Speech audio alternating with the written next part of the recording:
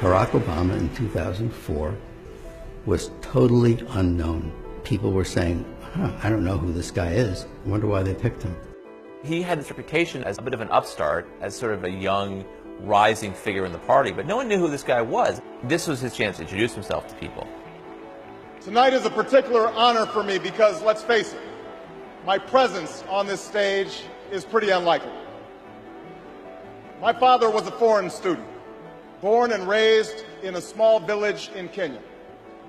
What makes a great political speech is if you can somehow fold your story into this larger American story. The next thing he says is about his mother's family. His grandfather fought in World War II. He used the GI Bill. They settled in Kansas, so white people could say, he's just like us. My parents shared not only an improbable love, they shared an abiding faith in the possibilities of this nation. I stand here knowing that my story is part of the larger American story, that I owe a debt to all of those who came before me, and that in no other country on earth is my story even possible. Going into this speech, we've had 4 years of George Bush, and we felt as a country like we've grown further apart. 2004 was very much a divisive partisan race. Obama's speech is in some ways an antidote to that. Alongside our famous individualism, there's another ingredient in the American saga, a belief that we're all connected as one people. If there is a child on the south side of Chicago who can't read, that matters to me even if it's not my child. If there's a senior citizen somewhere who can't pay for their prescription drugs and having to choose between medicine and the rent, that makes my life poor even if it's not my grandparent. It is that fundamental belief, I am my brother's keeper, I am my sister's keeper, that makes this country work. E pluribus unum, out of many, one. He gives a speech that presages his entire political message of 2008, which is this sort of post-partisan argument. Now, even as we speak, there are those who are preparing to divide us. The spin masters, the negative ad peddlers, who embrace the politics of anything goes.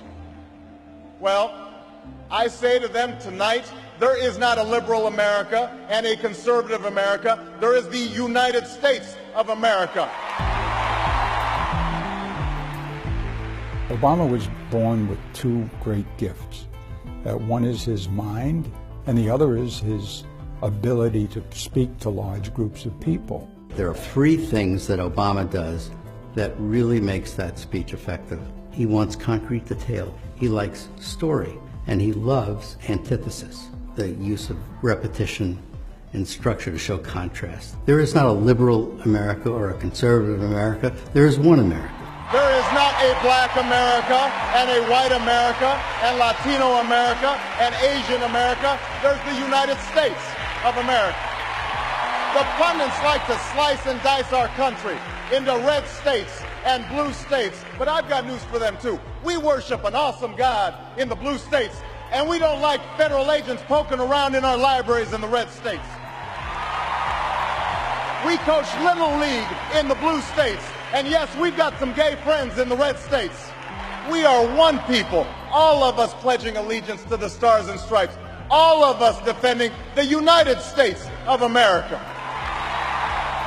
The way he uses his hands, he actually points a lot and does a lot of this, a lot of this, a lot of that. In doing so, he gives off this sense of energy. I am new. I'm someone who is dynamic. And he doesn't do that so much anymore. He's a little more solemn and reserved when he gives speeches today, and I think it's more reflective of his office. In the end, that's what this election is about. Do we participate in a politics of cynicism, or do we participate in a politics of hope? It's the hope of slaves sitting around a fire singing freedom songs. The hope of immigrants setting out for distant shores. The hope of a young naval lieutenant bravely patrolling the Mekong Delta. The hope of a mill worker's son who dares to defy the odds. The hope of a skinny kid with a funny name who believes that America has a place for him too. Hope in the face of difficulty. Hope in the face of uncertainty. the audacity of hope. His appearance at that convention, which was the best speech of the convention, better than John Kerry's, was electrifying, and without it, he wouldn't be president.